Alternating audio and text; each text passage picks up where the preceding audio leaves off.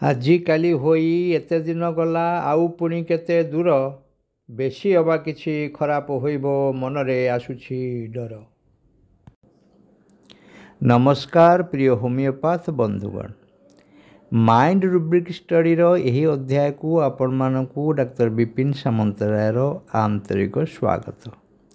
ଆଜିର ଆଲୋଚ୍ୟ ରୁବ୍ରିକ୍ଟି ହେଉଛି ମାଇଣ୍ଡ ଫିୟର ଏକ୍ସଟ୍ରାଭାଗାନ୍ସ ଅଫ୍। ଏହି ରୁବ୍ରିକ୍ରେ ଏକମାତ୍ର ଔଷଧ ହେଉଛି ଓପିଏମ୍। ଆପଣମାନେ ଜାଣନ୍ତି ସିଙ୍ଗଲ ରିମେଡ଼ି ରୁବ୍ରିକ୍ ଗୁଡ଼ିକ ଆମ ପାଇଁ ବହୁତ ଗୁରୁତ୍ୱ ବହନ କରିଥାନ୍ତି। ତେବେ କେବଳ ସିଙ୍ଗଲ ରିମେଡ଼ି ରୁବ୍ରିକ୍ ଉପରେ ନିର୍ଭର କରି ଔଷଧ ନିର୍ବାଚନ କରିବା ସବୁବେଳେ ନିରାପଦ ହୋଇନଥାଏ। ଏଣୁ ଔଷଧର ଅନ୍ୟାନ୍ୟ ଆନୁଷଙ୍ଗିକ ରୁବ୍ରିକ୍ ପ୍ରତି ଧ୍ୟାନ ଦେବା ଉଚିତ। ଫିଅରର ଅର୍ଥ ହେଉଛି ଭୟ, ଆଉ ଏକ୍ସଟ୍ରାଭାଗାନ୍ସର ଅର୍ଥ ହେଲା ଅମିତାଚାର, ଅର୍ଥ ଅତ୍ୟଧିକତା ବା ଅପରିମିତତା। Extravagance is going beyond what is ରିଜନେବୁଲ୍।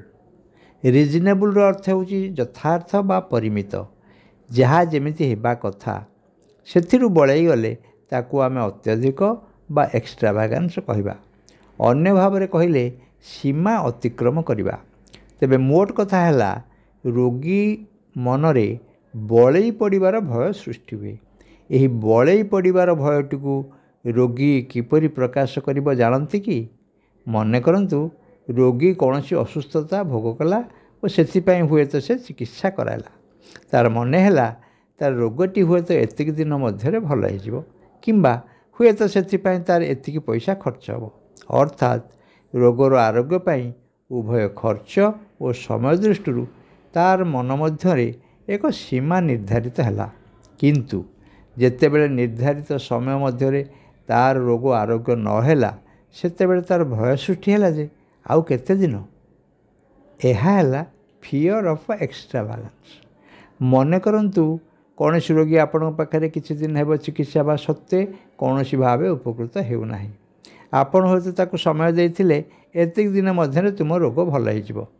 ଯେତେବେଳେ ଆପଣ କହିଥିବା ସମୟ ପୂରିଯିବ ବା ଅତିକ୍ରାନ୍ତ ହେବ, ସେତେବେଳେ ରୋଗୀର ଧୈର୍ଯ୍ୟ ଭାଙ୍ଗିଯିବ ଓ ସେ ଆପଣଙ୍କୁ ପ୍ରଶ୍ନ କରିବ, ଡାକ୍ତର ବାବୁ ଆପଣ କହିଥିଲେ ଏ ରୋଗ 3 ମାସରେ ଭଲ ହେବ, କାହିଁ କିଛି ତ କମ୍ ହେଲାନି, ତାହେଲେ ମୁଁ ଆପଣଙ୍କ ପାଖରେ ଆଉ କାହିଁକି ଚିକିତ୍ସା କରାଇବି। ଏମିତି କ୍ଷେତ୍ରରେ ରୁବ୍ରିକ୍ ଫିଅର ଏକ୍ସଟ୍ରାଭାଗାନ୍ସ ଅଫ୍ ଉପଯୋଗୀ ହେବ। ରୋଗୀର ଏପରି କଥାବାର୍ତ୍ତା ନିଶ୍ଚୟ ସ୍ୱାଭାବିକ ନ ହୋଇ ଟିକିଏ ଶ୍ରୁତିକଟୁ ହେବ, ଯାହାକି ଆପଣଙ୍କୁ ଭଲ ଲାଗିବ ନାହିଁ, ନୁହେଁ କି? ଏଠାରେ ଆପଣ ଆଉ ଗୋଟିଏ ରୁବ୍ରିକ୍ ନେଇପାରିବେ। ତାହା ହେଉଛି noise inclination to make noise. ଅର୍ଥାତ୍ ଅସନ୍ତୁଷ୍ଟ ହୋଇ ଗୋଳମାଳ ସୃଷ୍ଟି କରିବାର ପ୍ରବଣତା ତା'ର ଦେଖାଯାଉଛି। ଅନ୍ୟାନ୍ୟ ଔଷଧମାନଙ୍କ ମଧ୍ୟରେ ଏଥିରେ ଓପିଏମ୍ ମଧ୍ୟ ରହିଛି। ଫିଅର ଏକ୍ସଟ୍ରାଭାଗାନ୍ସ ରୁବ୍ରିକ୍ ସମ୍ବନ୍ଧରେ ମୋର ଅଭିଜ୍ଞତାରେ ଗୋଟିଏ ମାମଲାର ଆପଣଙ୍କୁ ଉଦାହରଣ ଦେଉଛି। ମୋର ଜଣେ ପୁତୁରାଙ୍କର ଗଳାରେ ପ୍ରଦାହ ହେଲା। ଗଳା ଓ ଜିଭ ଲାଲ ପଡ଼ିଗଲା। ସେ ଏଲୋପାଥିକ୍ ଡାକ୍ତରଙ୍କ ଠାରୁ ଆଣ୍ଟିବାୟୋଟିକ୍ସ ଇତ୍ୟାଦି ଖାଇଲେ। ଭଲ ନ ହେବାରୁ ତାଙ୍କ ବାପାଙ୍କ କଥାରେ ମୋ ସହିତ ସେ ପରାମର୍ଶ କଲେ। ମୁଁ ପଚାରିଲି କ'ଣ ହେଉଛି? ଭିଡ଼ିଓ କଲ୍ରେ ସେ କହିଲେ, ଦେଖନ୍ତୁ ଗଳାରେ ଏଇ ଅବସ୍ଥା। ପଚାରିଲି ଏଥିପାଇଁ ଚିନ୍ତା କ'ଣ? କହିଲେ ଏତେ ଆଣ୍ଟିବାୟୋଟିକ୍ସ ଖାଇଲେଣି, 10 ଦିନ ହେଇଗଲାଣି ନା।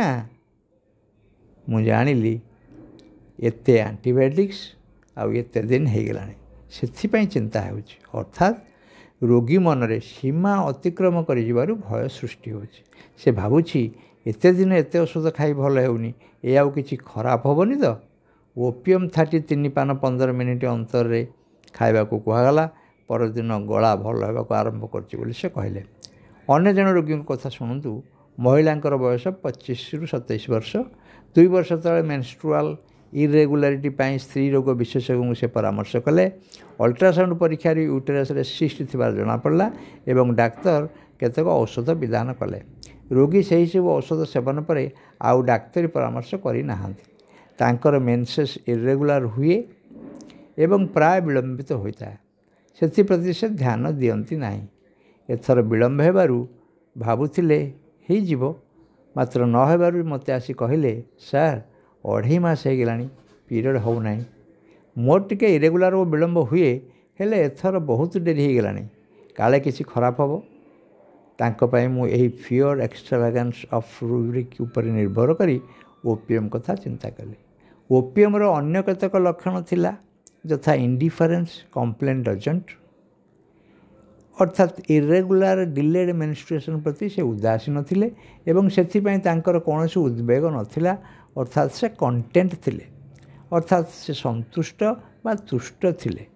ଏହା ମଧ୍ୟ ଓପିଏମ୍ର ଏକ ରୁବ୍ରିକ୍। ମାତ୍ର ସୀମା ଅତିକ୍ରମ କରିବାରୁ ସେ ଭୟ କଲେ, କାଳେ କିଛି କ୍ଷତି ହୋଇଯିବ କି।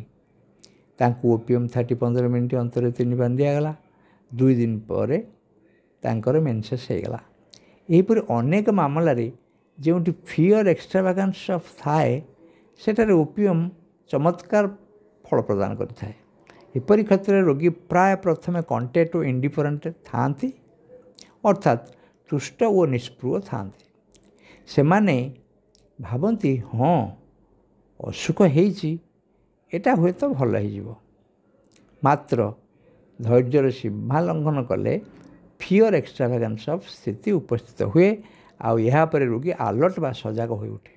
ଆଲର୍ଟ ରୁବ୍ରିକ୍ରେ ମଧ୍ୟ ଓପିଏମ୍ ଅଛି।